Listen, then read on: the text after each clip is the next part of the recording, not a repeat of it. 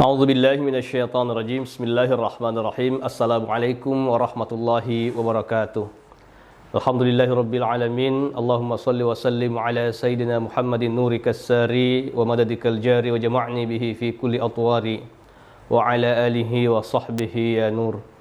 Hasbunallah ni'mal wakil, ni'mal maula wa ni'man nasir, la haula wala quwata illa billahil aliyil azim.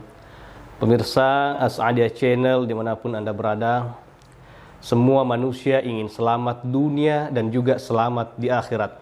Makanya setiap hari kita berdoa kepada Allah, Rabbana atina fid dunya hasanah wa fil akhirati hasanah wa qina adzabannar. Kita ingin kebaikan dunia, kita ingin kebaikan akhirat, dan kita tutup doa itu wa qina adzabannar, agar kita terhindar dari azab api neraka.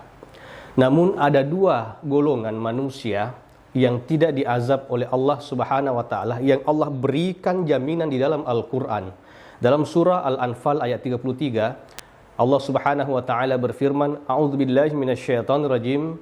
Bismillahirrahmanirrahim. Wa ma kana Allahu liyu'adzibahum wa anta fihim wa ma kana Allahu mu'adzibahum wa hum yastaghfirun. Allah tidak akan mengazab suatu kaum apabila engkau Muhammad berada di tengah-tengah mereka.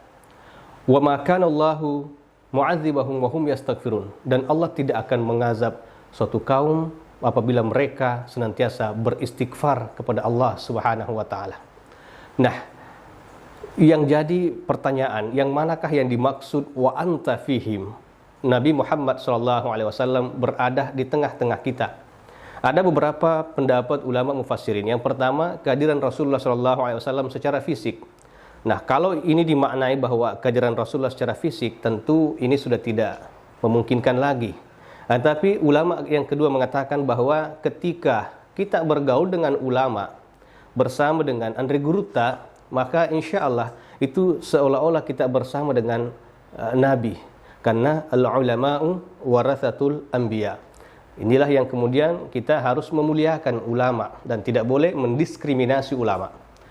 Yang ketiga, pendapat yang mengatakan ketika kita menghidupkan sunnah-sunnah Rasulullah SAW, seolah-olah Nabi hadir di tengah-tengah kita. Pendapat yang keempat yang mengatakan bahwa ketika kita banyak-banyak bersalawat, ketika kita bersalawat kepada Rasulullah SAW, seolah-olah Nabi hadir di tengah-tengah kita.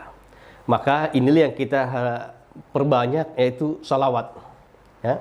Perbanyak salawat. Insya Allah dengan salawat yang kita baca, maka Allah Subhanahu wa taala menjauhkan kita dari azab. Pertanyaannya, salawat manakah yang terbaik? Ya tegai salawat ke mina malabbi. Manakah salawat yang terbaik? Semua salawat itu baik. Akan tapi ada ulama yang mengatakan bahwa salawat yang terbaik adalah salawat yang sesuai dengan perintah Allah Subhanahu wa taala. Engkau atau pendeta tak makadana ya salawat ke mina malabbi ya naritu salawat ya angke situru si bawa perintah Allah taala. Yang jadi pertanyaan, yang manakah yang sesuai dengan perintah Allah?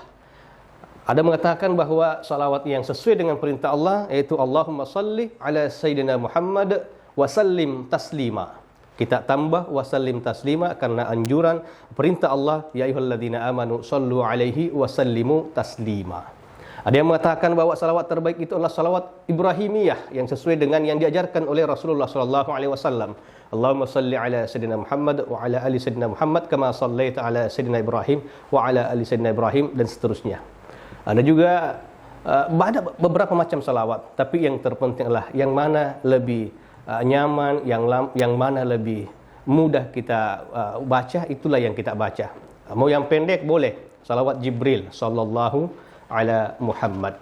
Makanya ketika kita senantiasa menghadirkan Rasulullah SAW di tengah-tengah kita, maka Allah jauhkan kita dari azab. Makanya orang-orang tua dulu, Riolo biasa kota Sele ini, kadang kalau mereka terkejut itu mereka ucapkan Muhammad, Muhammad, Muhammad, ya kan? Muhammad, Muhammad. Karena dia menghadirkan Nabi di tengah-tengahnya, ya, dia menghadirkan Rasulullah SAW, selalu menghadirkan sosok Rasulullah SAW. Itu yang pertama. Yang kedua, jaminan Allah yang terhindar dari azab yaitu wa ma kana Allahu mu'adzibahum wa hum yastaghfirun. Allah tidak akan mengazab satu kaum apabila mereka beristighfar kepada Allah Subhanahu wa taala. Kita teringat kaum Nabi Yunus alaihissalam yang ketika akan ditimpa azab oleh Allah, lalu mereka beristighfar, lalu kemudian tidak jadi turun azab. Bagaimana kemudian ketika Nabi Yunus alaihissalam berada di dalam perut ikan, dalam riwayat dikatakan bahwa berada dalam 3 kegelapan, yaitu gelapnya malam, gelapnya dasar laut, dan gelapnya perut ikan, lalu beristighfar kepada Allah. Allah berikan jalan keluar. Maka orang yang banyak beristighfar, Allah jauhkan dari azab, Allah berikan jalan keluar dari permasalahan yang dihadapi. Pertanyaannya, manakah waktu yang terbaik kita beristighfar? Semua waktu baik, akan tapi ada yang paling terbaik, yaitu dalam Al-Quran dikatakan wabil ashari hum yastaghfirun. Di waktu sahur mereka beristighfar kepada Allah Subhanahu wa taala. Waktu sahur itu kalau misalkan bulan suci Ramadan kita biasa kenal dengan imsak, ya mungkin ya kira-kira waktu imsak itulah kita banyak-banyak beristighfar. Berapa kali? Sebanyak-banyaknya. Astagfirullah, astagfirullah, astagfirullah.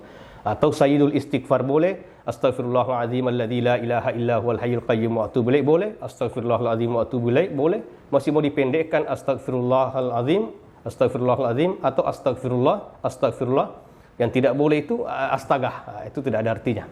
Maka 2 golongan ini insya Allah dijauhkan dari azab. Yang pertama, wa anta fihim, ketika Rasulullah SAW berada di tengah-tengah kita, mungkin dengan banyak-banyak, insya Allah dengan banyak-banyak bersalawat kepada Rasulullah, menghidupkan sunnah-sunnahnya, bergaul dengan para ulama, anda guruta atau pandritai. Yang kedua, ketika kita banyak-banyak beristighfar, memohon ampun kepada Allah Subhanahu wa taala, insya Allah akan dijauhkan dari mara bahaya. Pak biasa di kelinga di tengah-tengah masyarakat, maka daya kumiring nginge alus-ulusu kok. Ini saya tidak tahu ini dasarnya dari mana. Padahal anjuran agama itu dalam Quran surah Al-Anfal dikatakan bahwa bacalah istighfar, baca istighfar. Aja malu-sulusu, Pak malu-sulusu, nah video boleh viral itu. Maka banyak istighfar, banyak salawat. Ya, cukup 2 itu, salawat, istighfar. Insya Allah diberikan keselamatan dunia dan diberikan keselamatan di akhirat. Demikianlah, wabillahi taufik wassa'adah. Wassalamualaikum warahmatullahi wabarakatuh.